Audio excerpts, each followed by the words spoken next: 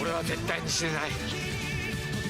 一つでも命を奪ったらお前はもう後戻りできなくなる。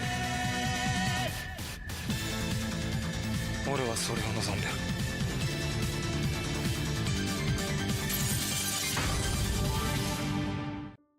With the recent patch, Nameless has a huge buff. If you want a simple class to play where you only hold one button to win, here's a quick, simple guide for it. Just a disclaimer, this guide is for PvE content only. Here's the table of contents. If you are only looking for specific information, feel free to skip to that portion. Before we start, here are some important settings that you must enable. First, go to Settings, then go to Game, enable Boss Distance. If you scroll down further under Skill Assist, turn on Background Martial Art cooldowns. Okay, so a very quick introduction to Nameless. Your main damage source is your charged heavy skill called the Vagrant Sword. I'll just call it the triple slash for now on, which is easier for me to identify. The gameplay loop is very simple. Use your endurance to unleash triple slash. When you are going to run out of endurance, use Spear Martial skill to refill your endurance. Repeat. If you run out of energy and your Spear Martial is on cooldown, use Mystic skill in between. With that, you win. Not every inner way and gear and rotation is ensuring you unleash the most amount of triple slashes and damage on it. Nameless is the only class where you only need to focus on increasing your max physical or attribute and affinity rate. The rest of the stats are practically useless, especially mean stat lines. So for this part, we are going to talk about inner ways. The inner ways needed will be Sword Morph, Battle Anthem, and Mortal Smite. All of them need to be tier 6. If you do not have any of the inner ways at tier 6, it's okay, come back to this guide when you have them. The last will either be Moral Chant or Insightful Strike tier 5. If you do not have Insightful Strike tier 5, use Moral Chant first. Sword Morph description is super long, let me break it down for you. If you want to unleash your triple slashes, you must have this buff. In order to get this buff, there are a few conditions that you must fulfill. So first, you or your team must be out of combat. Secondly, in the presence of a chi shield from the end of your sword Q combo. Third, after using your sword special skill. Fourthly, it can be from chaining triple slashes within 5 seconds before the buff runs out. For the next inner way Battle Anthem, it's just simply increasing your triple slash damage and endurance restoration alongside some affinity stat bonus, but it's still a staple. For the next very important inner way, Mountain Smite. It buffs your spear Q and endurance cost reduction such as triple slashes. If you hit the boss with either spear Q or sword Q, it will inflict key imbalance debuff, which increases your key damage by 10% and restores some endurance upon hit. If you have multiple Nameless in the team, only one needs to constantly inflict the debuff, and the rest of the Nameless will benefit from it. With the recent patch, we will start to see more Nameless users switch from Moral Chant to Insightful Strike. Moral Chant is a very good general goal inner way to have. However, if you want to deal higher affinity damage for your triple slashes, use Insightful Strike. Insightful Strike has this concentration buff, which increases your direct affinity rate and affinity damage. Just for your information, our third slash on an exhausted target is a guaranteed affinity hit. Thus, this Insightful Strike further boosts that damage.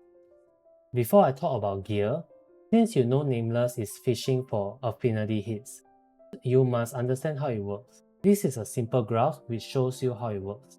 When you hit a target, the game will check if it's a precision hit. If it's not, it will either be abrasion or affinity. If it is, it will either be crit or affinity. If neither, then it will be a normal hit. So by having lower precision, it opens you another window to trigger affinity. So now we understand how affinity works. The recommended set for weapon is Jadeware. For armor, it will be Form Band. If you watch old Nameless content, they recommend Hawking. It is outdated now. Now with Jadeware, whenever you use any martial skills, aka your Q skill, the Jadeware buff will appear and it lasts for 10 seconds with every 12 seconds interval. If you notice, this aligns perfectly with your spear Q. With proper rotation, you must use your spear Q whenever it's off cooldown to get the Jadeware plus annual skill buff.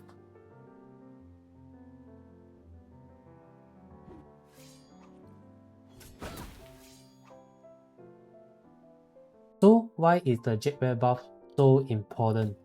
It increases your affinity damage by 10% and your direct affinity rate by another 7.5% with targets that have the key imbalance debuff. If you have max affinity rate, the yellow number at 40%, with all the buffs active, you will have around 55% affinity rate. With that, your goal is to ensure you have high affinity rate and high max physical stat. Precision lines you can have 1 or 2, quick lines you can have around 2 or 3. The rest will be max physical, max attribute, and god lines such as boss damage and art of sword. The goal will be having 0 precision and 0 crit lines in CN, which is very difficult to do, so do the best that you can. Now that we know the theory side of things, let's move to actually playing the game and applying combat.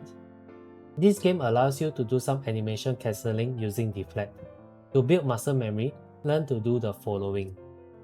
Flute plus deflect upon hearing the first sound. Why can't we deflect early?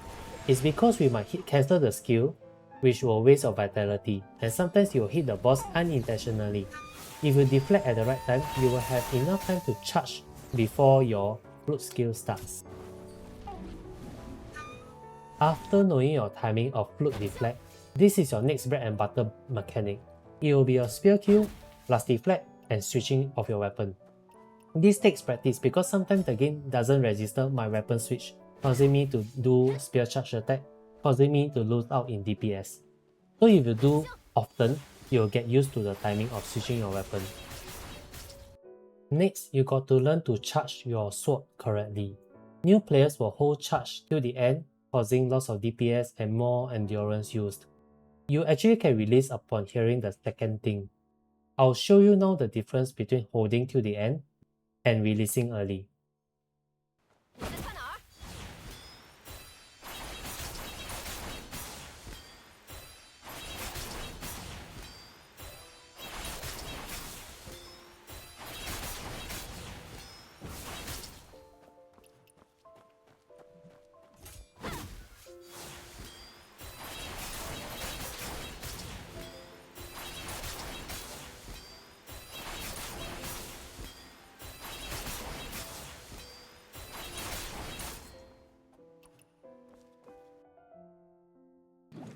When you have the energy surge buff, it opens you up to a lot of new combos. This buff allows you to do a triple slash without charging. So this can be served as an animation cancel for your Mystic skills, which I will show you a couple.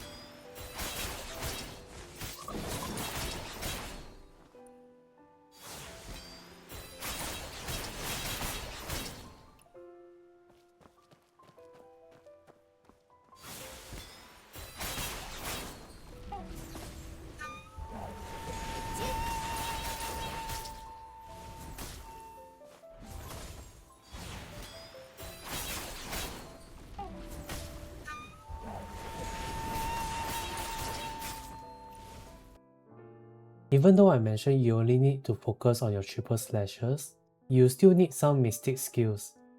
The main purpose of Mystic skills is to buy you time for your cooldowns and endurance to be refilled. Here are some of the Mystic skills that I usually bring. However, if you have limited materials, you actually only need Flute and Soaring Spin. The rest are quite situational. So that is the end of this quick guide for the Nameless Sword, aka the Gacha Sword. Some additional things that I want to point out. Your mastery doesn't equate to how much damage you do. What matters are the stats that benefit your path. I've seen people with mastery of 2.9 doing 3 times more damage than someone who has over 3.1 goose. Do not ever trust anyone that says min attack is needed for Nameless. Always go for max stat lines. We are different from other paths, and a lot of people do not understand how to build Nameless. In CN, the players are already aiming for 0 precision and 0 crit lines.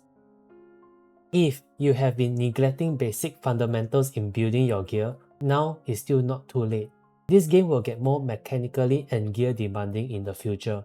The best example is the Guild Tower, where you are not only tested mechanically but also DPS wise. I've seen so many players from day one still with crappy gear or lack of basic fundamentals.